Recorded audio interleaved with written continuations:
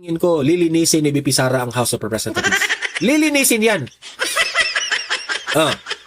And aside from Congressman Suntay, meron pang isang congressman na hangang-hanga ako kahit dilawan po itong taong ito ha.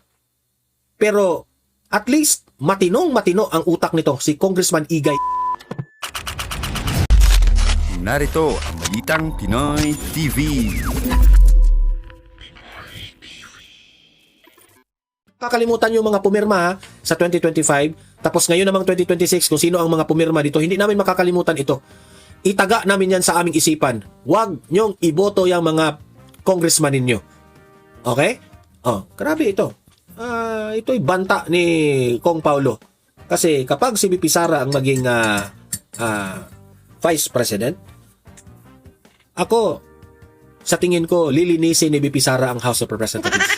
Lilinisin yan. And aside from Congressman Suntay, meron pang isang congressman na hangang-hanga ako kahit dilawan po itong taong ito ha. Pero at least matinong-matino ang utak nito, si Congressman Igay Irice. Kasi pinagbibintangan ngayon si Congressman Irice na dahil raw sa kanya lumalakas si BP Sara. Grabe. Si Congressman Irice walang ginagawang, hindi nga niya pinupuri si BP Sara. Hindi nga siya nagpapakitang sumuporta siya kay BP Sara kasi dilawan siya, hindi sila magkapartido. Hindi sila kagrupo. Bakit ngayon pinagbibintangan ninyo si Irice na siya yung dahilan, si Irice yung dahilan na lumalakas si BP Sara? Ito yung rason ni Congressman Irice bakit lumakas si BP Sara. Ito, pakinggan ninyo. Pero bago ko ipapakita yung video na yan, don't forget guys, i-like, i-share itong video na ito para makatulong na aabot sa ating mamamayang Pilipino. At mag-subscribe na rin ha sa mga bago pa lang dito para updated kayo lagi. Okay? Libre lang mag-subscribe, kaya subscribe na kayo. So ito yung balita, panoorin ninyo. Sinabi ko po sabi sa akin, Guy, yung mga salita mo nakakapagpalakas kay Sara Duterte. Sabi ko, mali yan. Secretary, ang nagpapalakas kay Duterte ay ang patuloy ng mga palpak na polisiya ng Administrasyong Marcos. Sinabi magpapakulong December 15, nagpakulong ba kahit isa? Sinabi ipapasa yung Independent Commission for Infrastructure na mag-iimbestiga. Pinasa ba? Binola lang kami. Sabi, magpapasa ng isang makatotohanang anti-political dynasty. Ipa-priority. Ano nangyari?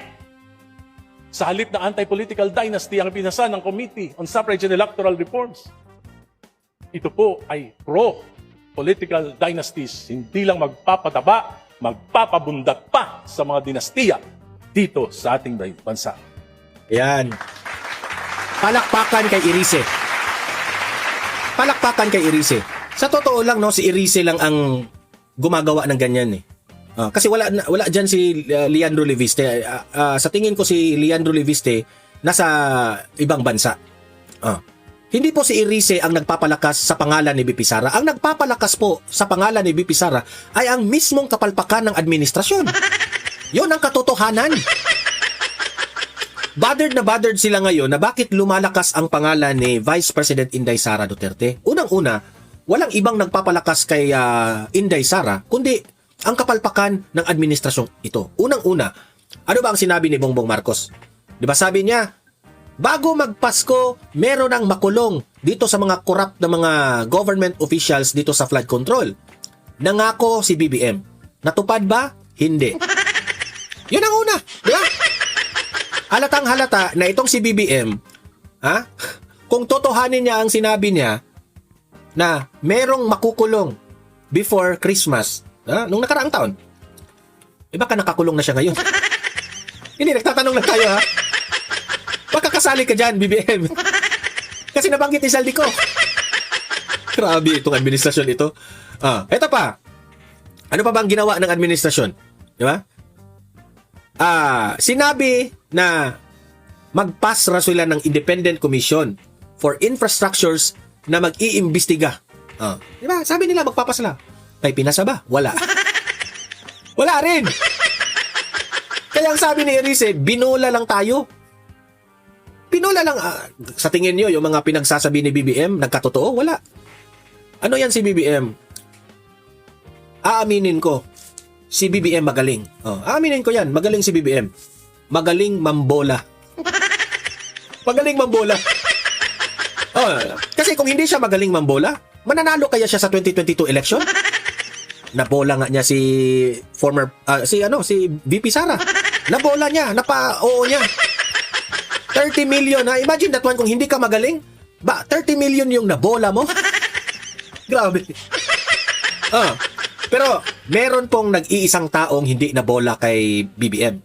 Former President Rodrigo Roa Duterte. Palakpakan. Hindi yan nabola. Kaya itong si Tatay Digong talaga is a very unique person.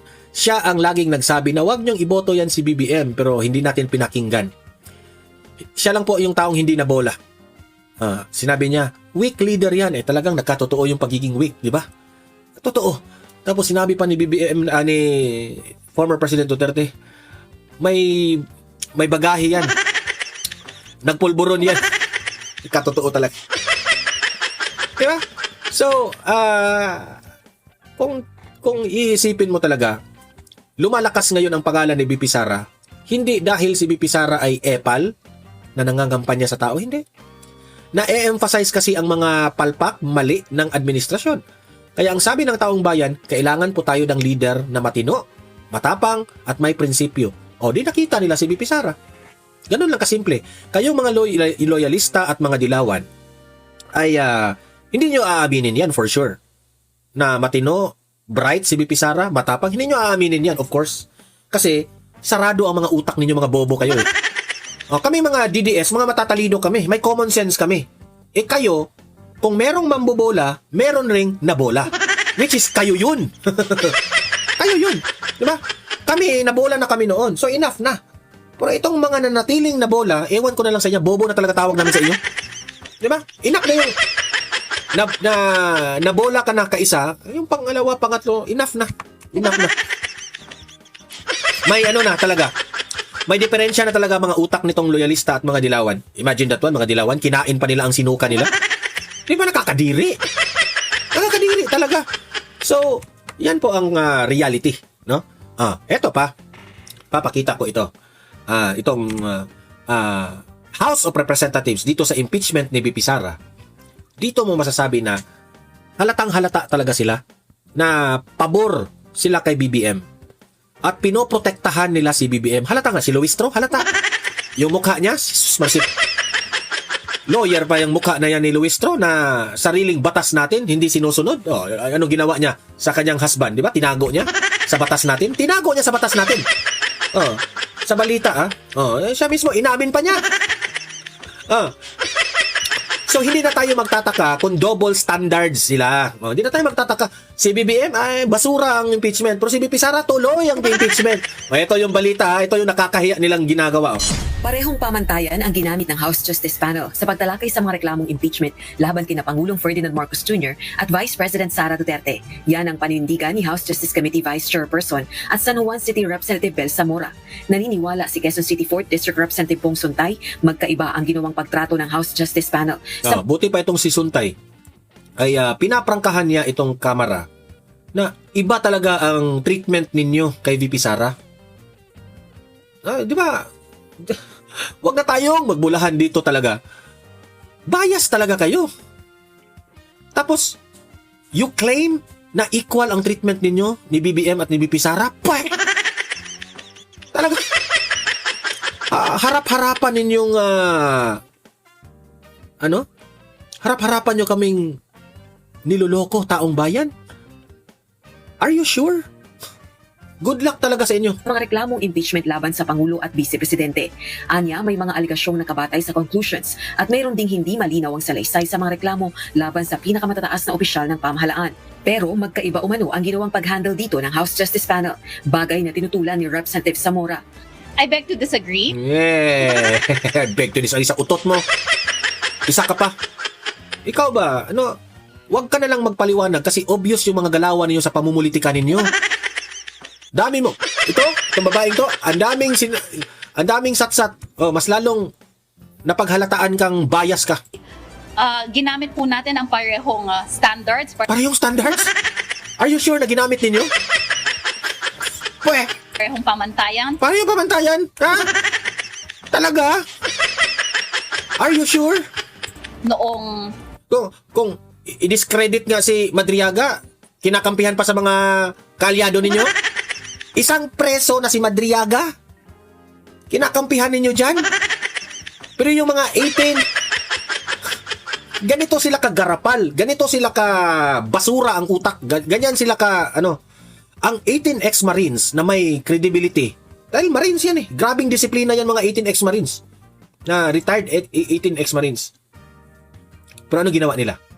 Mas pinaniniwalaan pa nila yung preso. Bulok! Sobrang bulok ninyo, ma'am.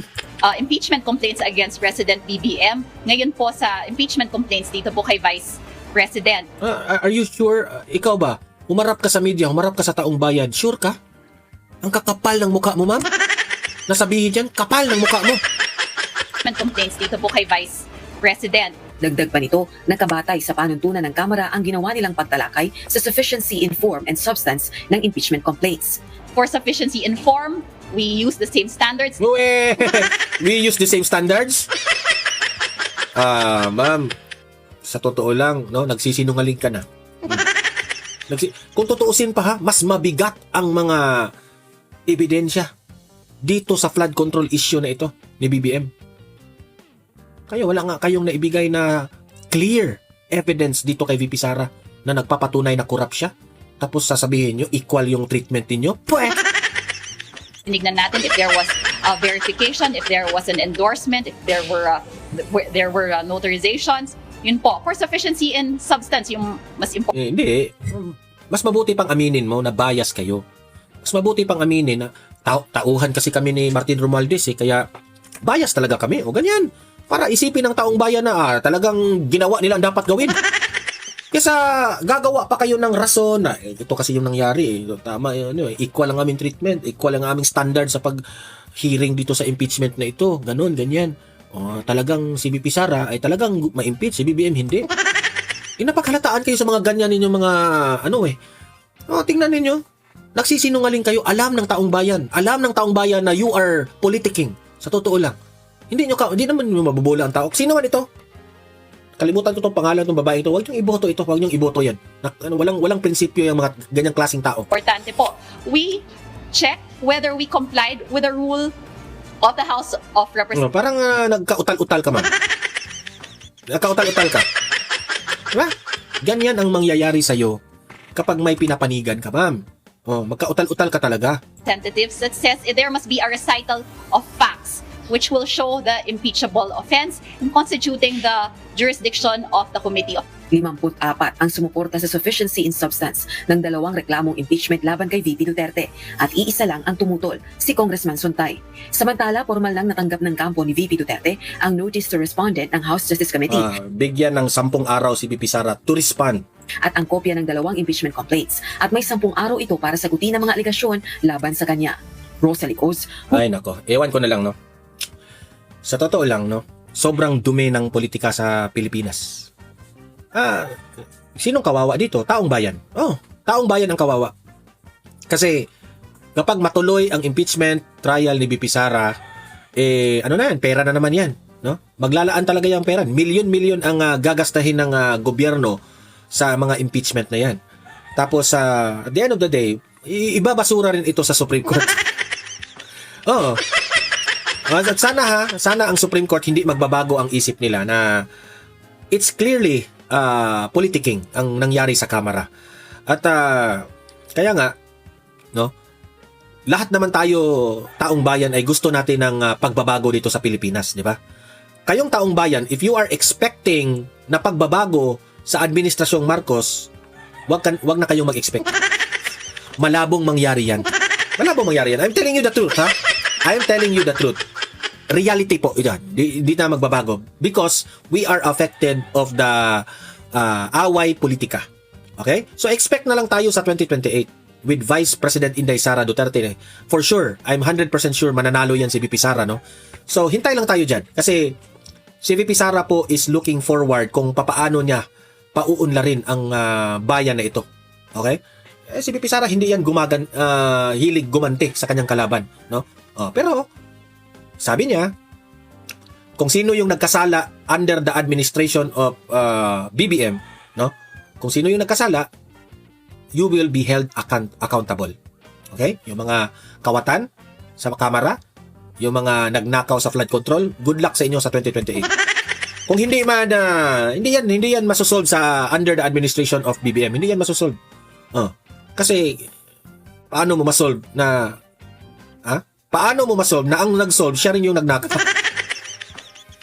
Ay, naku. Ito pa. Ito rin si Ombudsman Rimulya. Ito po yung nakakatawa. Ito, mga kaalyado po ito, ha. Kaalyado po ito ni BBM. Same feathers flock together. Yun ang aking masabi dito. Ito, nakakatawa itong si Rimulya dito. Binalita ito ng Inquirer. Itong Inquirer, ha. Kasama pa nila itong Inquirer, ha. Dilawan pa ito, ha. Ombudsman Jesus Crispin Rimulya. Di ka ba nahiya sa pangalan mo? Ginamit mo pa yung Panginoon natin, pero yung pagiging bias mo, Rimulya, halatang halata. Itong si Ombudsman Rimulya, Thursday, which is kahapon, ay nagsabi that the 18 individuals representing themselves as former Marines were acting for political effect.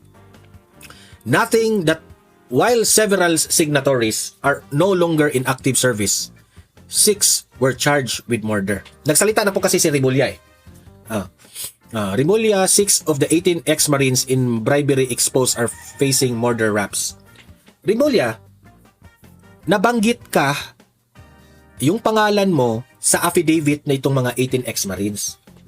Instead na sasagutin mo ang mga akusasyon nitong mga 18 ex-Marines, iba ang reply mo. Iba ang reply niya. Sagutin mo. Involve yung pangalan mo dito. Involve yung pangalan mo dito. Nakalimutan ko lang kung nakatanggap ka ba ng maleta. Na-involve, I think he was involved in the affidavit about cooperating with the ICC. At labag yan sa batas. Kasi meron naman akong nakalap na balita, nakita, no, sa Facebook na pwede raw kakasuhan si Rimulya ng perjury bilang nagsisinungaling siya because dati ang sabi niya hindi siya nakipagkita sa mga taga-ICC. Ngayon inamin niya na.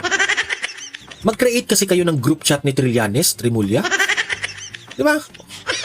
Kasi yung narrative ninyo, nagkakabulyaso na yung narrative ninyo. Nabulyaso eh. Inamin mo noon, itinanggi mo noon, ngayon inamin mo na ngayon. If there is inconsistency in your statements, meaning to say, merong nagsisinungaling. Yan ang laging sinasabi ng korte sa kaso ng korte. Yan ang laging sinasabi. If there is inconsistency, merong magsisinungaling. Kung merong nagsisinungaling, pwede itong gamitin bilang ebidensya na hindi po tama ang paghuli ninyo kay former President Duterte doon sa ICC. Ito na nga mga kabalita. Ano na ang masasabi nyo patungkol sa balitang ito? Please comment down below mga kabalita. Pag-usapan natin yan sa comment section. At kung di ka pa nakasubscribe sa ating channel, baka naman